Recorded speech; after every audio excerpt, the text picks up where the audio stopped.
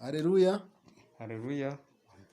Bene data n'abashiki bacu tubashuje mu izina rya Yesu. Mes frères et mes amis, Uwiteka abaho umugisha. Dieu éternel vous bénisse. Tugiye kuba icyigisho cy'uyu munsi. Nous avons redonné la leçon qui parle.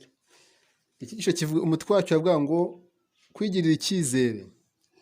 Premièrement, c'est pour avoir la confiance. Twabonye ko igihe cyose uwo muntu yigiriye icyizere aba ari mu nzira nziza y'ubutsinzi. Si chaque jour tu as la confiance, tu as la confiance de remporter la victoire.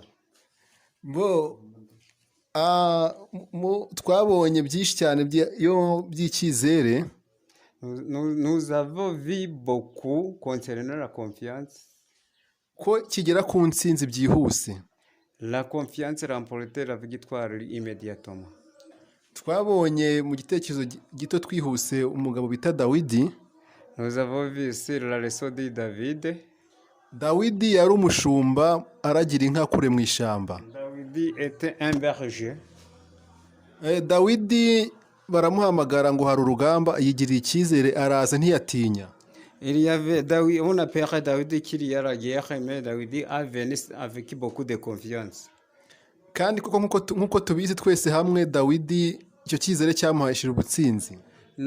Tout le monde savait que David a remporté la victoire à cause de cette confiance.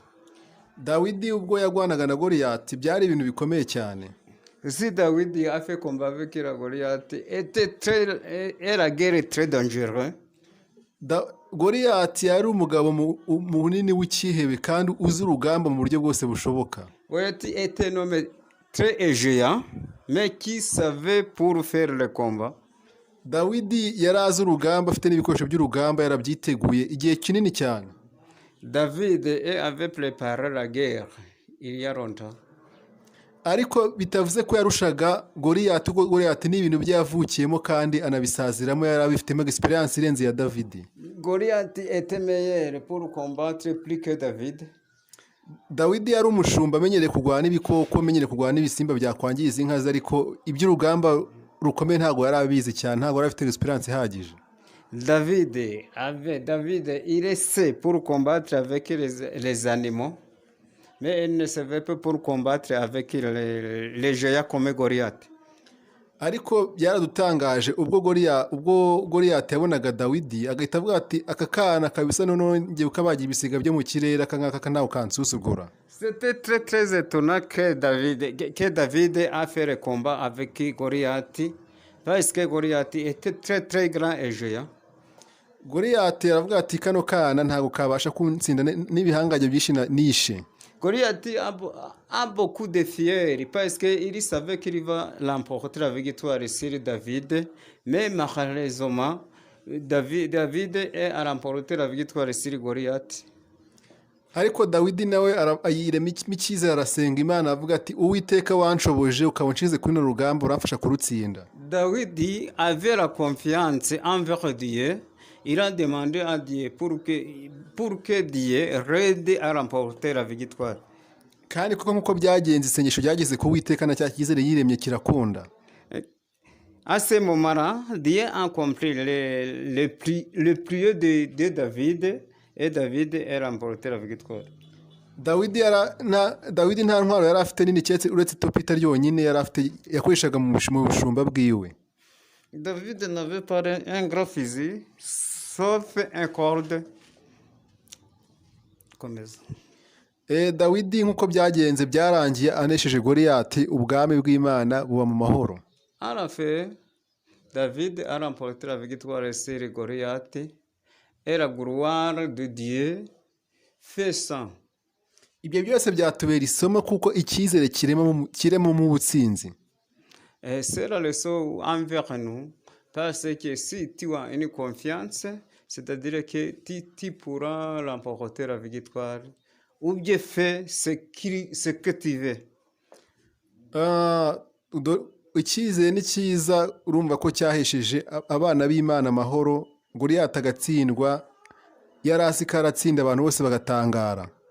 Pour une confiance, c'est très bon, parce que si vous avez une confiance, c'est-à-dire tu pourras sauver n'importe qui. reka turebe isomo rimwe twirukiye mu gitabo cya yohana Nous avons vu sur le sol Yohana, igice cya 14 umurongo wa mbere kugeza kuri 4. partie 14, premier jusqu'à 4. aho avuga ngo Il a dit, ntimuhagarike imitima yanyu, ne tremble pas, mwizere imana nanjye munyizere. confiance en Dieu et en moi. mu rugo rwa data hari amazu menshi, Ici aussi, il y a beaucoup de maisons. kandi ubwo ngiye kubategura ahanyu Je vais vous préparer là. nzagaruka mbajyane. Je tournerai ici au ciel pour le transporter là-bas au ciel.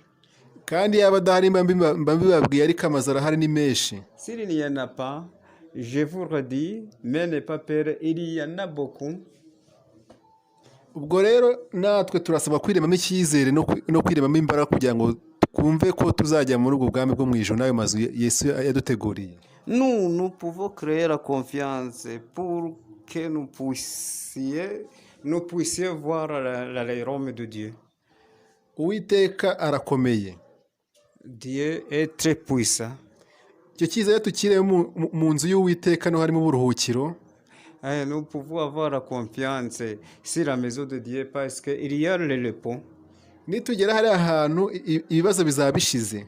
Si nous y arriverons, il n'y a pas de problème. nk'uko abo Goliyati yagerageza akagwanya bagize amahoro Dawidi abaneshereje. Comme Goliath a fait le combat, celui qui avait la paix. natwe nitwizera tukiramo icyizere cyo kujya mu ijuru Yesu azatuneshereza. Si nous avons la confiance, Dieu nous aidera pour remporter la victoire.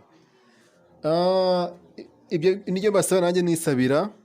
Je vous demande moi-même et je vous le demanderai. turebe isomo riheruka ryo muri Zaburi 23. Dernière chose, Zaburi 23. haravuga ngo On parle. Uwiteka niwe mwungeri wanjye sinzakena. Dieu est mon sauveur, je ne saurais pas être pauvre. andyamisha mu cyanya cy'ubwatsi bubisi, Il m'a endormi sur le lieu en paix. anjyana iruhande rw'amazi adasuma, Il m'a amené au coin du mer. ansubiza intege mu bugingo bwanjye, Il m'a donné la force sur ma vie. antunganyiriza ameza mu maso y'abanzi banjye. Il m'a préparé la maison. Il m'a préparé la table devant mes ennemis. ni ukuri kugirirwa neza n'imbabazi bizanyumaho iminsi yose nkiriho. Dieu me donnera force jusqu'à ce qu'à la fin de ma vie. twizere Uwiteka arakomeye. Croire à Dieu parce que Dieu est très puissant. tuzajya ku biryo by'umwami mu ijuru. Nous mangerons la paix au ciel. ndabibifuje bene data bashiki banjye. Je vous souhaite mes frères et mes amis et mes sœurs.